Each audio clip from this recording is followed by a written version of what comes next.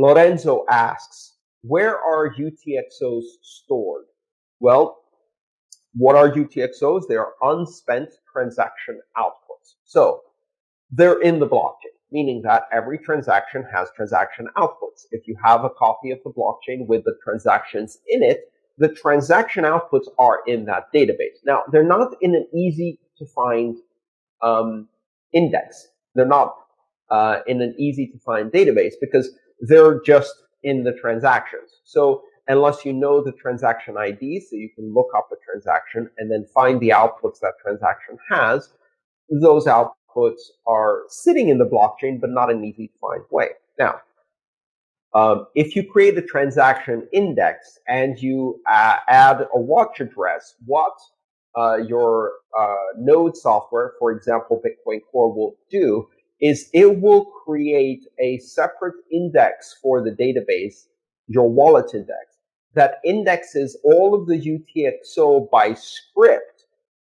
corresponding to addresses that you are watching, so that at any moment in time, it can look up by address and find specific UTXO. So in that case, you have the same database, but you have it indexed by UTXO entry, by script entry, script pub key as it's called, in order to be able to quickly look up all of the UTXO belonging to a specific address. But Bitcoin Core only does that for specific addresses that you tell it to watch. It does not build that index for everything. So the UTXOs are stored in the blockchain without being fully indexed, and they're only fully indexed when you tell Bitcoin Core to watch specific addresses. Now, if you are building a block explorer, let's say you're running the infrastructure for blockchain info or blockstream info or blockcipher or blocker.io, one of these block explorer websites that allow you to search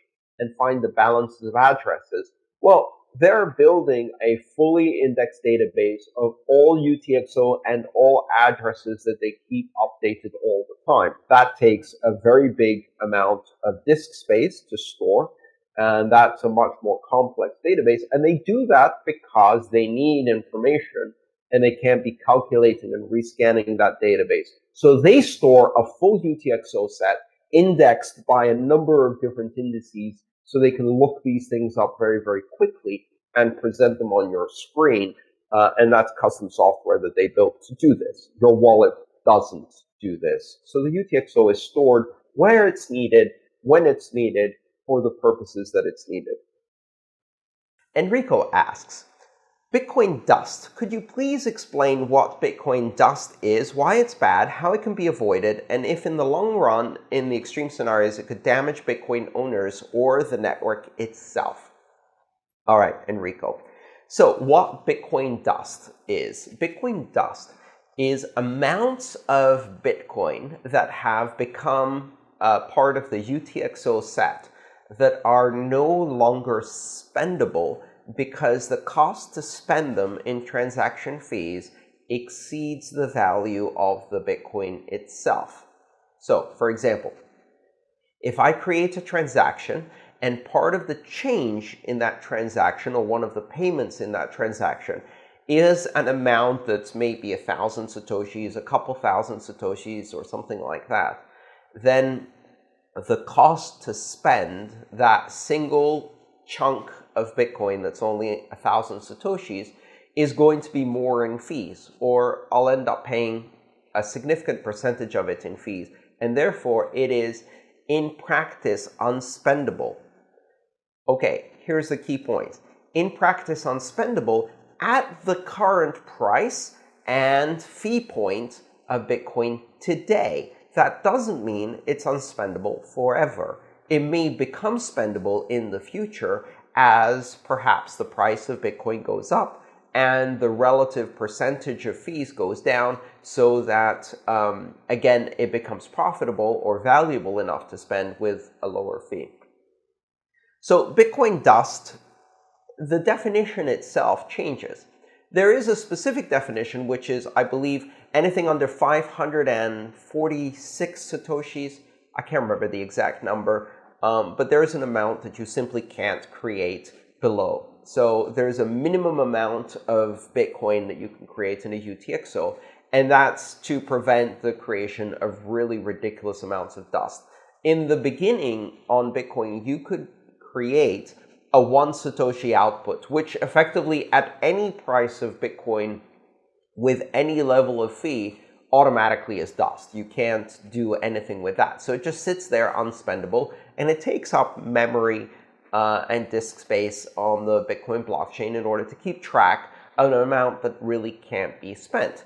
It's like the loose change you find in your couch, where, you know, if you carry that around in your pocket, all you're going to do is make a hole in your pants and ruin your pants, and you're not eventually going to be able to buy anything with it because it's such a tiny amount. So, does it damage Bitcoin? Not really. It just sits around doing nothing, and depending on the level of dust it is, if it really is true dust, like amounts that are so tiny that you can't spend them on the Bitcoin network today or ever, then it's just going to sit around forever. However, if it's marginally dust, where today, at the current fee level and the current Bitcoin price is not worth spending, but maybe in the future it's spendable again, then it's pretty harmless. This is really about how your wallet is configured to handle these amounts. So preferably, your wallet will be intelligent enough to avoid creating amounts that are too small to spend in a profitable way in the future. So it will certainly avoid the absolute dust limit that's in the protocol, but it will most likely, your wallet will try to avoid creating any small amount of UTXO that really isn't very useful to the wallet. And that's about having a wallet that does good coin management. So dust is harmless, but it can be a nuisance. Must the crypto dust in the mempool ever need to be cleaned up due to high usage of RAM for the nodes as time goes and more transaction key dust? Not necessarily. Dust is a problem, but it's not really a problem for the mempool. Dust is a problem for the UTXO set. These are two different things. The mempool is the list of currently outstanding unconfirmed transactions that are waiting to be confirmed in a block. Whereas the UTXO set is basically the collection of all Bitcoin that can be spent, that has not been spent, which is all of the little chunks that make up the almost 17 million Bitcoin that have been mined so far, that are sitting as transaction outputs and have not been spent. That database is the one that accumulates dust, because if you create lots of really, really, really tiny fragments of Bitcoin, then the database, imagine this, we've got almost 17 million Bitcoin that have been mined so far. And if all Bitcoin is kept in one Bitcoin amount chunks, there'd be 17 million chunks to keep track of, but they're not. A lot of these amounts are kept in much smaller chunks, which means that there are more than 100 million, I believe, unspent transaction outputs, which are the minimal units of Bitcoin. And among those are hundreds of thousands of pieces of dust, which are very small amounts of Bitcoin that in current conditions, given the fees and the capacity of the network, cannot be cost effectively spent because the amount is small and the fee would be more than the amount if you created a transaction with them. Cleaning up that dust is not easy, but one of the things you've got to consider is that in the future, we might arrive at a time when the value of dust is higher, and there may be circumstances where, due to greater capacity of the blockchain, it's possible to spend that dust in a way that makes economic sense. So we don't really need to clean up dust now. It might happen in the future, and it's not a problem for the mempool, but it is a problem for indexing the full UTXO set. And it does impose a bit of a resource burden on the nodes that are keeping that UTXO set.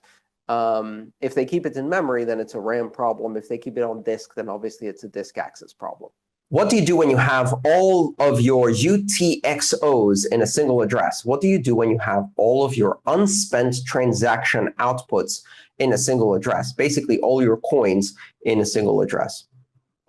Tim asks, over time I've accumulated some Bitcoin, but against all advice, all of my UTXO are in a single address.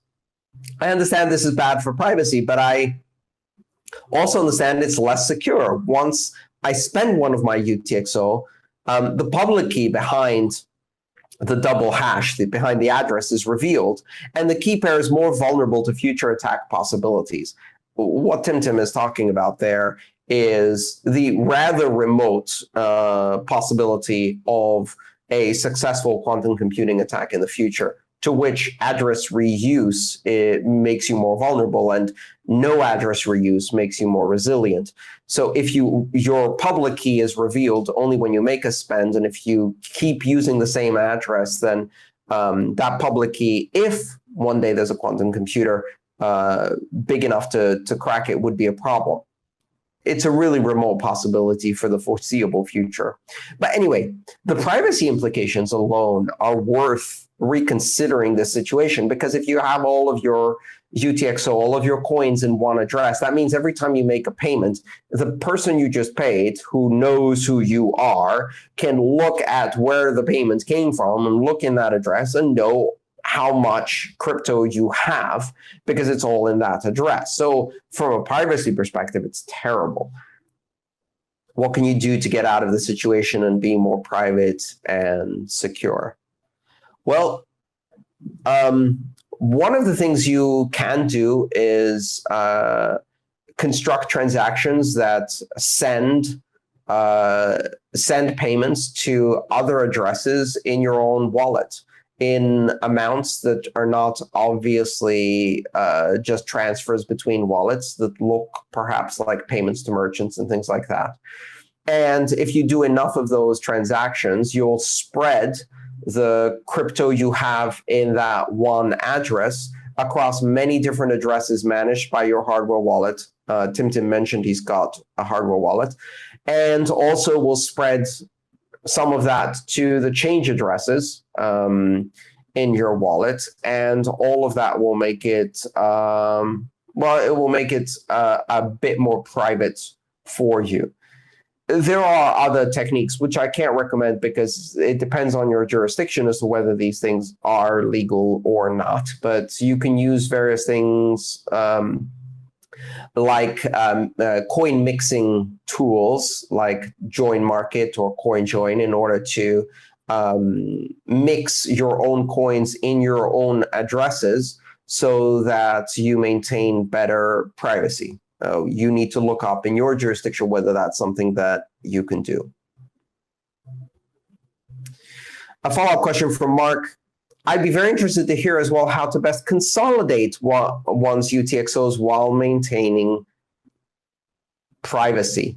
And the answer is you can consolidate them into bigger UTXOs, so bigger amounts, but spread across multiple addresses so that you still maintain privacy. You don't want a lot of really, really tiny UTXO that's very difficult to spend, costs a lot to spend, because if we find ourselves in a situation where network fees go up again, that UTXO becomes unspendable. So what you do is you look for opportunities where transaction fees are very low during times when the network is underutilized, and you use those opportunities to consolidate small value UTXO into larger value UTXO, but you should not consolidate into one address. Instead, what you should do is consolidate into multiple addresses. So if you're taking 5 or 6 small UTXO in one part of your transaction, pay it out to 5 or 6 different addresses in different amounts on the other side of the transaction, and that's going to break it up a bit. It's not perfect. Again, if you want to do it properly, then you're going to need to use some kind of join tool that does that properly.